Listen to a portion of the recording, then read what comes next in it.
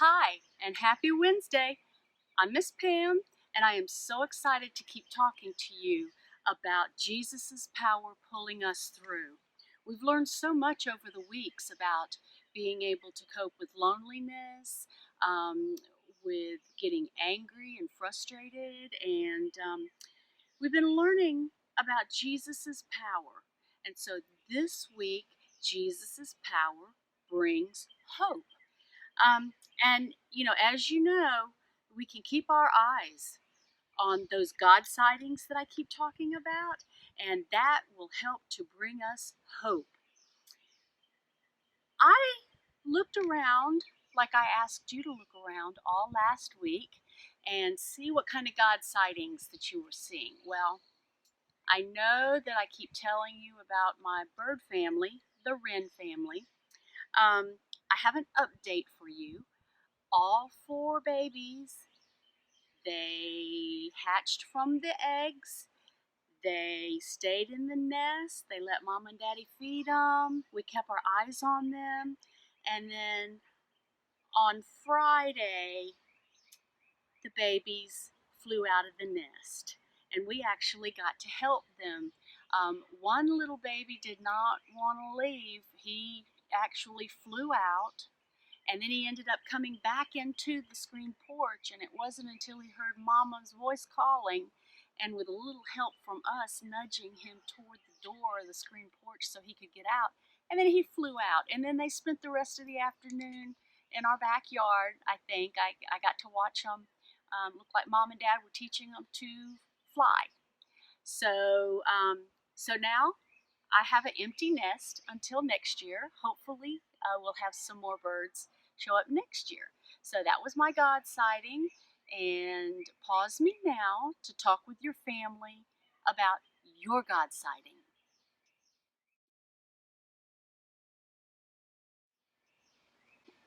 I always appreciate you sharing within your families because that just helps to bring you all closer together. If you'd like to share with me, you can share in the comments below this video. Um, you may wonder why I have my computer here. Well, my printer was not cooperating this morning, so you gotta do what you gotta do. So I'm just using the screen. So I hope that's not disruptive. Um, you know, where I live, there are quite a few people that are getting frustrated with this whole coronavirus, having to stay quarantined and not be able to go anywhere. Now in Florida, we are going to begin taking baby steps to reopen the community, and that is for healthy individuals. Those that are still somewhat sick or have a compressed immune system, they want them to still stay in and quarantine to protect themselves from catching it. So that brings a lot of frustration with people.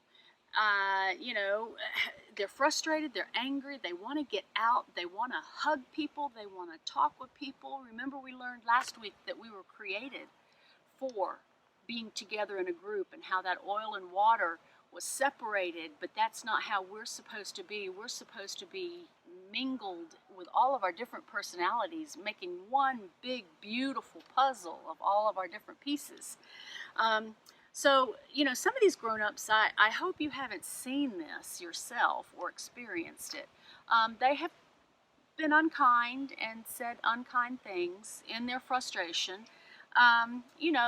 They're worried about a lot. They're worried about keeping their family well. They're worried about them being able to go back to work, to be able to buy groceries, those kind of things. So, they just get frustrated. Kids get frustrated too. You can't get together. You can't do your sports. A lot of people, they're doing virtual or driveway graduations that we've heard about, which is actually kind of cool. Um, but you feel like you've been cooped up with your family for a few weeks. Maybe things got a little heated sometimes. So today we're going to talk a little bit about that. Here's a question for you to discuss with your family. And on the screen, after I read this, we are going to place what that question is. On the screen, I'm going to post what made you angry, frustrated, or tense during this coronavirus situation. Go ahead and put me on pause and discuss that.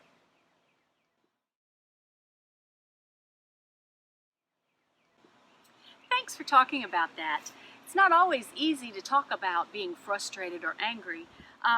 So, when you're stuck or disappointed, it's easy to become frustrated or angry. And, that's okay.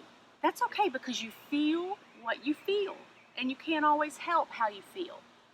But what you can help is how you respond, what you do during that time that you're angry or frustrated. You do have full control over the things that you do. And sometimes your response can turn things around. Say, maybe you're asking a lot of questions, and they're good questions, and your mom and dad would say, these are good questions, but they've had so many questions asked that they might just be a little tired, and they may snap at you. They may, be frustrated and just tired, and they may say, something that might hurt your feelings. Well, or you may say something to your parents that hurt their feelings, and so we need to learn how to control our actions and how to talk those kind of things out. No matter what I'm facing, God gives me joy in every day. It's not always that I'm happy. There is a big difference between being happy and having joy. Being happy is strictly a feeling. It has to do with your circumstances. I'm happy because I can go to the beach eventually. I'm happy because I'm being able to eat my favorite food. I'm happy because I get to be with my friends. Well, those are things that you do that creates a response from you from a situation. But joy, on the other hand, you can be joyful, but you don't have to be happy.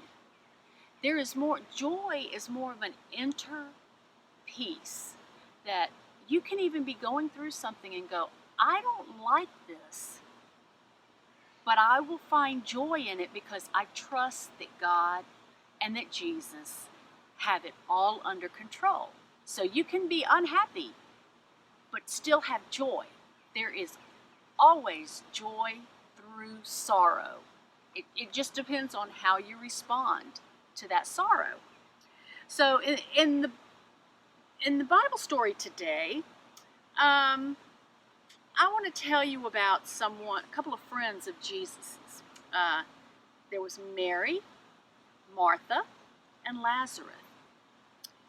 You can find their true story in the book of John. That's Matthew, Mark, Luke, John. It's fourth book of the Bible. Thank you, Miss Barbara, for teaching me that song. It's the fourth book of the New Testament, chapter 11. The entire chapter tells this story. So if you would like to read that along with your family later, that would be great to do. I'm going to, like I like to do, is kind of be the storyteller of the story. So Lazarus got sick, and his sisters, Mary and Martha, knew that Jesus' power brings hope. Well, so they hoped that Jesus could heal him. They sent a messenger to find Jesus in a nearby city, and then they took care of Lazarus as they waited for Jesus to arrive. But day by day, Lazarus grew weaker, and Jesus didn't come. Mary and Martha couldn't understand why. Jesus loved Lazarus, and they knew that Jesus could help, but where was he? I think they felt that, wait, I will show you. When I count to 3, I want you to take a deep breath and hold it like that, okay? I will let you know when it's okay to breathe again. So are you ready? 1, 2, 3. I think Mary and Martha were standing by the door, looking up the road, expecting that any moment Jesus would appear. And he'd make everything right again. But, just a moment.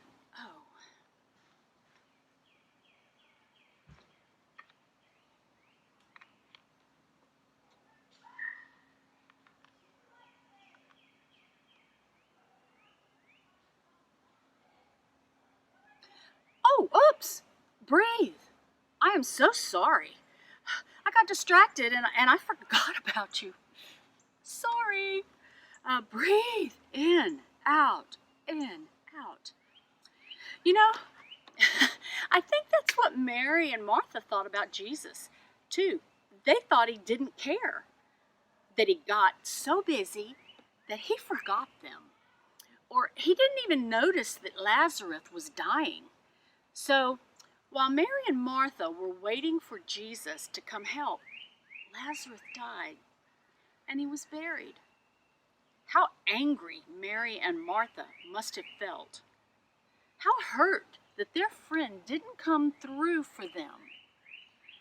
Make a tight fist like this, okay? Make it really tight, okay? Think about how angry you get when people are mean to you, or how angry you are when you feel stuck or forgotten or ignored. Think about what you shared earlier when I asked what made you angry. Okay, now dig your fingernails into your palms. Feel how tight and tense your arms are. Is it starting to hurt? Oh, keep holding it, keep holding it. So back to Mary and Martha. Jesus finally showed up and they were angry with him. They asked why he had waited so long. But Jesus didn't disappoint. Jesus went where Lazarus was buried and had some men roll away the stone in front of his tomb.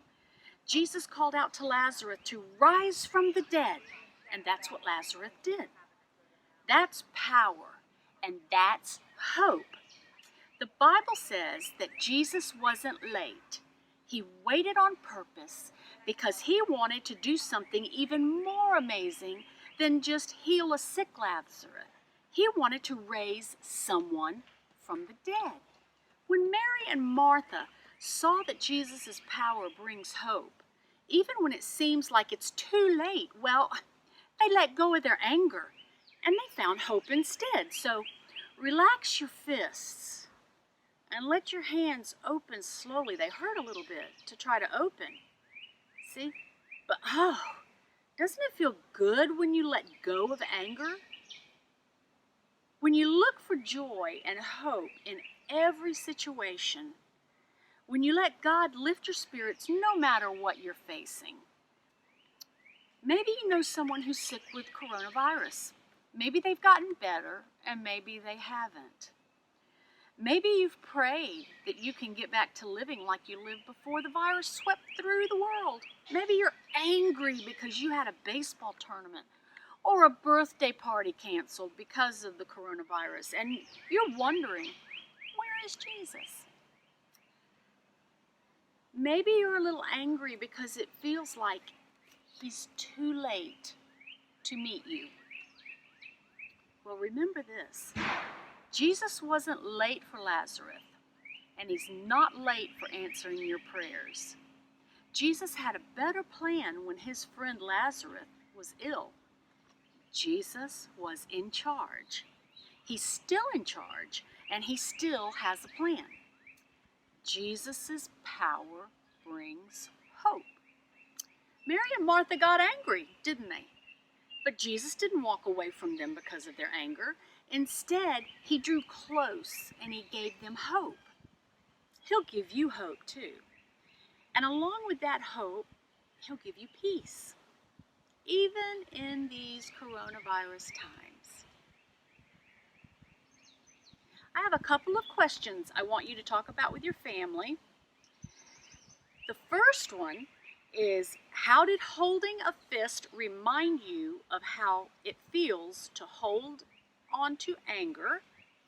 And the second one is, how can you as a family experience, let go of anger and find more of the hope that Jesus offers? I'll place those two questions on the screen, and I'll be waiting for you when you're done talking about this.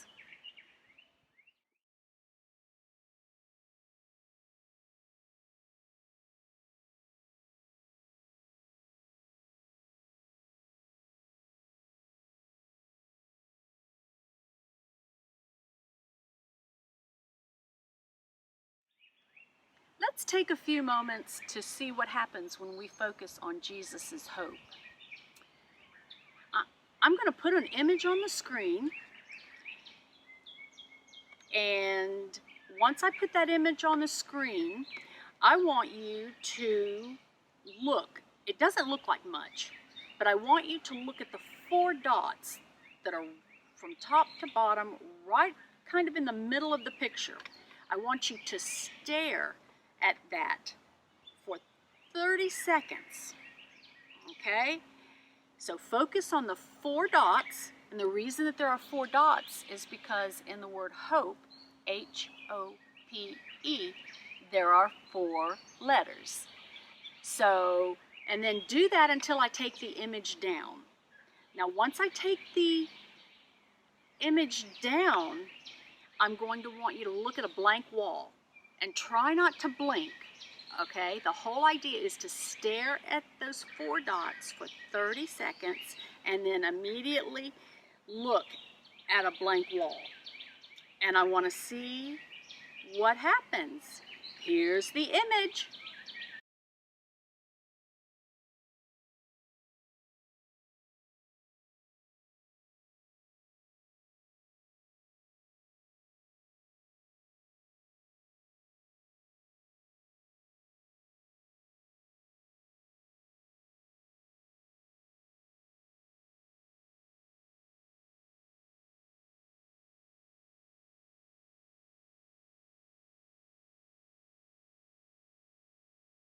Okay, did you see him? Did you see Jesus? When we took time to focus on the 4 dots, which reminds us of what word? Hope, H-O-P-E, we could see Jesus. When we take the time to look for him and listen for him, we'll see Jesus all around us. How can we look for Jesus even when we're angry?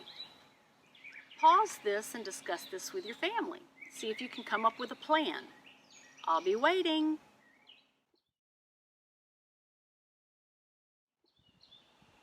I have a request for you. Would you take a few minutes and share what you're hoping for? I would love to see those comments. And what is it you hope will happen? Tell each other and then pray for what each person said. You can pause me while you do that. I'll wait. I hope you've been keeping a thankfulness journal or a blessing jar, which anyone else, I've given out 1 blessing jar. I would be happy to make any more if anyone would like one. But I hope you've been keeping a blessing jar or a thankfulness journal, because it really does make a difference when you start feeling down or discouraged, that you can pull that book out or pull that little blessing strip of paper out and see what God, how he's answered you in the past, so you know that he will answer you in the future. Sometimes we don't like to write things out. Sometimes we like to draw pictures. That's great. So after this video, why don't you spend some time doing that? Maybe you hoped you'd be able to find some rolls of toilet paper. I hope no one has had an issue with that. You hoped for it and then you found it. You hoped you'd have enough food. I hope and pray no one has had an issue with not having enough food to eat. And maybe you hoped you'd have enough time to be able to get all of your schoolwork done since you've been doing virtual classroom. And that you've actually been okay. May not have been fun all the time, but you've got this. I know you do. And again, if you're struggling, take the time and ask Jesus to help you, and He will. We need to focus on God's hope in a time like this. And God will always come through, and it will always remind us that Jesus' power brings hope. I just want to put in a little friendly reminder that this coming Sunday, if you don't know, it's Mother's Day. It will not be a happy home on Sunday if you forget. So don't. All kidding aside, show your moms some love. They love you with all they've got. So I'm going to be signing off. This is the last video lesson with this particular series. As always, we're listening and seeing what's happening as we hopefully are going to be able to come together face-to-face soon. But until then, plan on something again next Wednesday. And as always, you know that I love you, and I'll be seeing you soon.